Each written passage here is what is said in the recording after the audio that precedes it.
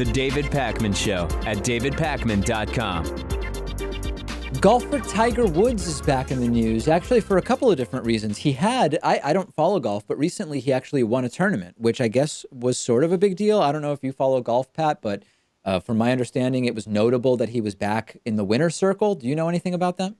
Yeah, you're really putting me on the spot here because I don't know anything about golf, but he seemed to have won some sort of major tournament. I don't even know what the name of the tournament is. I don't like golf, but apparently he's relevant again, so that's good. So there was that. And then also Tiger Woods said yesterday that he feels badly for the family of a former employee at Woods' bar who's suing Tiger Woods in a wrongful death suit.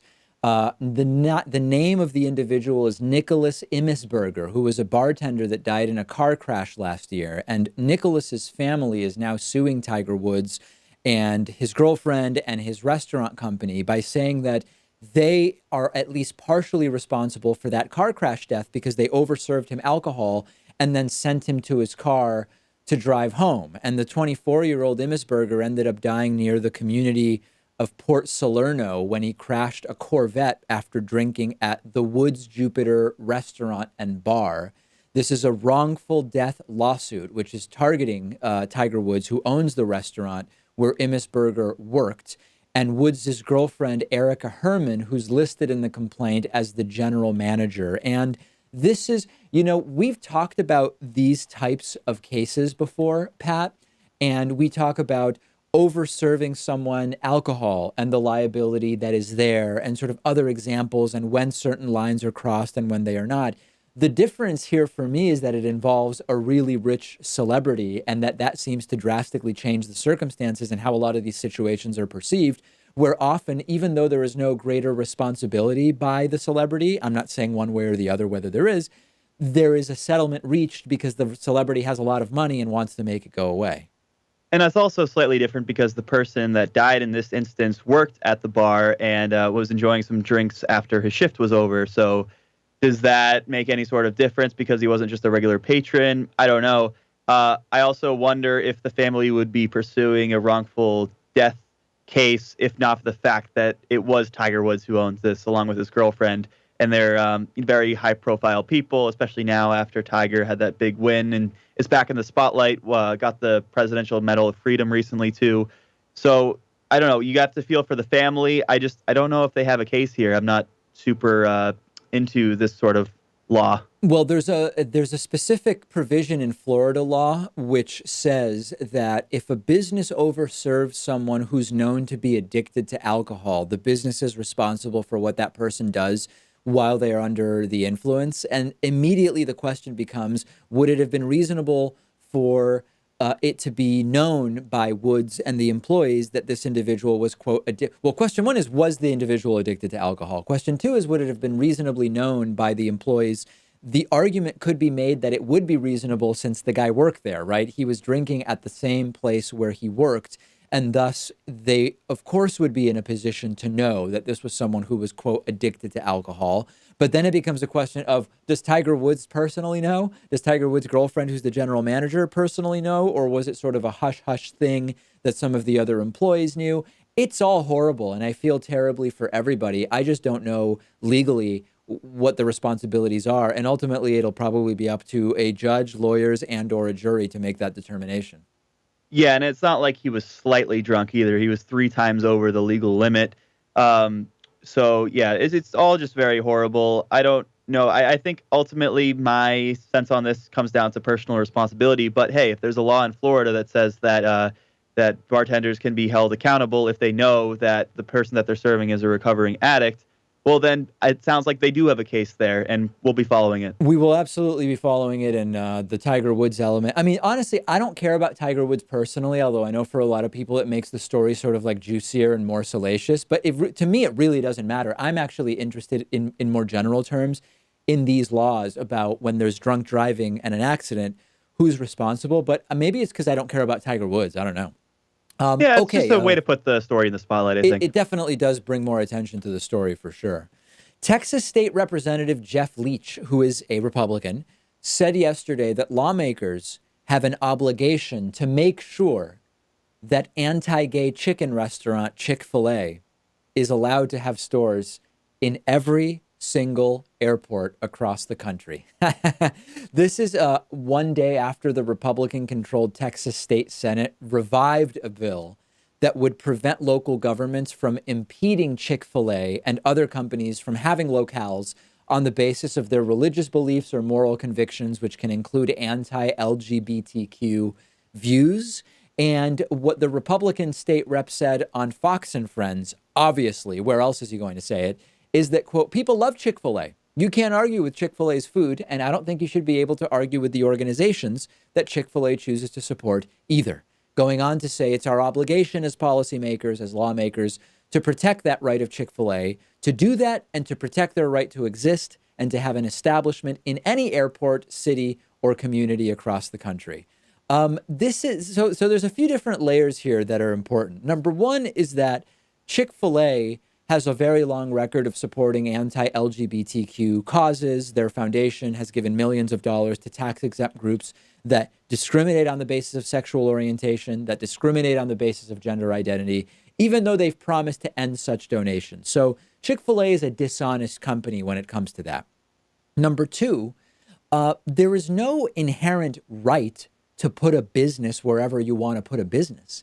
And as long as there is not proven discrimination on the basis of a protected class, like if it, I think the difference here, Pat, and it's a little nuanced, if it could be proven that Chick-fil-A was being denied a location at an airport, for example, because of the Christian identity of the individuals looking to put a franchise there, they might have an argument that they are being discriminated against on the basis of a protected class if they can show that they were sort of like disfavored on the basis of their religious beliefs. This is very different. This is the Boston mayor previously said, we don't want Chick-fil-A. And it was on the basis of their sort of political orientation and donations. And I think that this is pretty dicey ground to be arguing that Chick-fil-A has any right to place these restaurants wherever they want. It sounds like the lawmaker is trying to flip the script.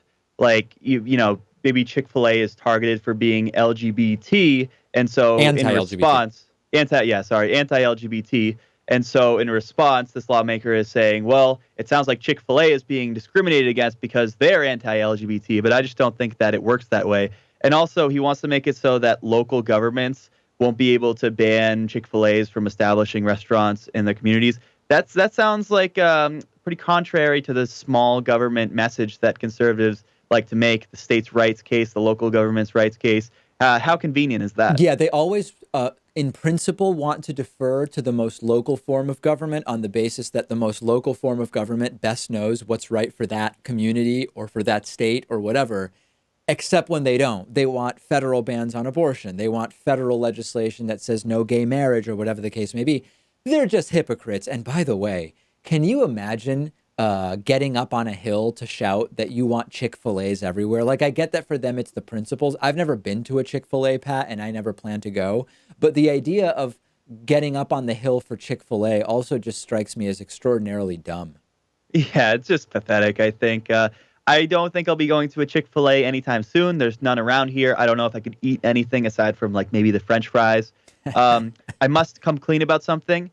Recently, in the past year or so, I watched a Dave Rubin clip that said that Chick-fil-A wasn't, as a business, anti-gay. It just so happened that the founder of Chick-fil-A at one point maybe gave some money to a lobbying group that was against gay marriage, and that they no longer take that position. It turns out that was wrong because they gave nearly $2 million to anti-LGBT groups just in 2017 alone. They're continuing to do it. So I think from here forward, I'm not going to be taking Dave Rubin as credible news. At face value, yeah, that you may have been right to be skeptical of that assertion. Here's an interesting story from the world of e-commerce, I guess. Walmart is now directly challenging Amazon Prime. Walmart is going to be offering free next-day delivery with no membership fee.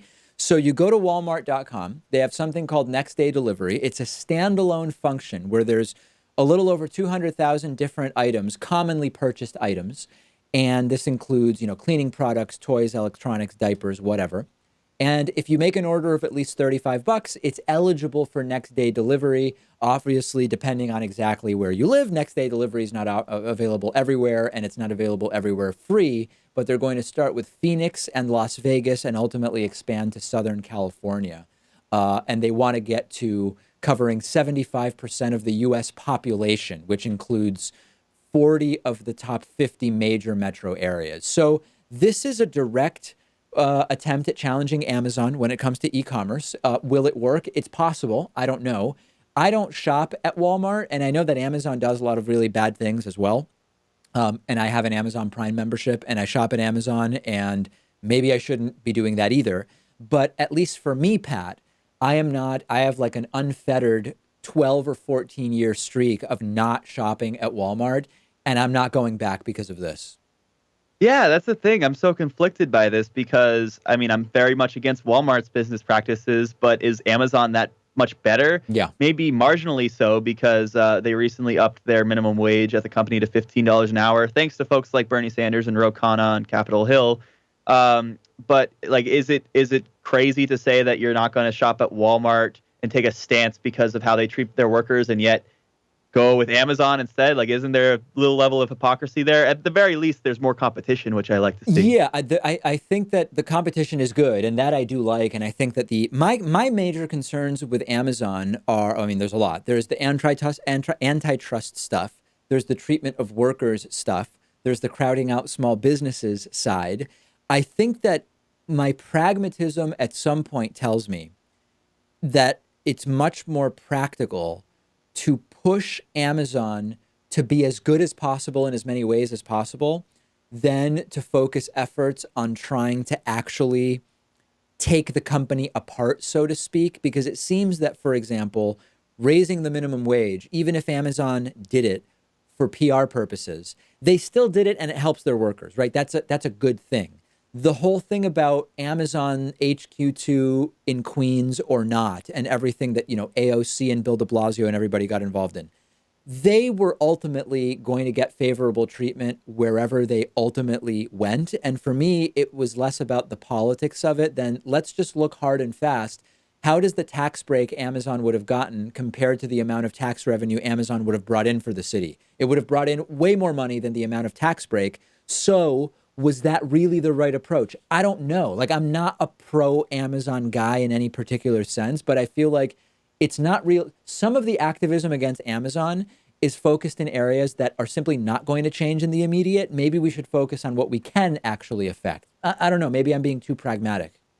Yeah, I mean, I think the reality now is that people who are buying their products online, they're getting it from Amazon, and people who are going to a retail store, they're going to get it from Walmart. Maybe that paradigm will shift a little bit because Walmart has next day delivery now and they're trying to compete. But the fact that we really only have two major stores as a choice is quite sad, especially when they both don't have the best business ethics. Yeah, so sometimes people talk about jet.com, which I've only checked out a little bit. I don't think they have nearly as many products, and I don't know about sort of like what shipping programs they have that are either included or discounted or whatever, but it is a relatively small market. Now, what is important to remember is that most business is still not being done online at all.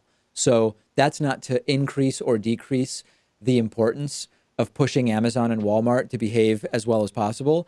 It's just a reminder that most transactions of the type of things that are sold by Amazon are still happening sort of in person. And that I don't know how, if at all, that fits into our discussion, Pat. Well, does that include businesses when they purchase things, or is it really just like directly going to consumers? Okay. Well, that's interesting. Yeah, I don't know how that fits in the conversation, but I'm sure that someone in the audience will be able to tell us exactly how. I'm just not that person. Yeah, well, last time that we talked about Amazon, and I didn't mention that only, I think it was like 13% of sales are done online versus in person, a bunch of people emailed me and said, David, you were wrong not to mention that. So I've mentioned it, although like Pat, I'm not totally clear how it fits in. All right. So we mentioned that about Amazon. We have to mention something about Walmart now. How about the fact that they are the largest employer in the country? I think we're covered now. Is that, I don't even know that that's true, but let's assume that true. it is. That is, okay, I believe you that it is. Let me know what you think. What do you think about, is this a serious challenge to Amazon anyway? And is Walmart better than Amazon? Is it worse? I don't know at this point. Let me know what you think, and we can do a follow-up story about it. The David Pakman Show at davidpakman.com.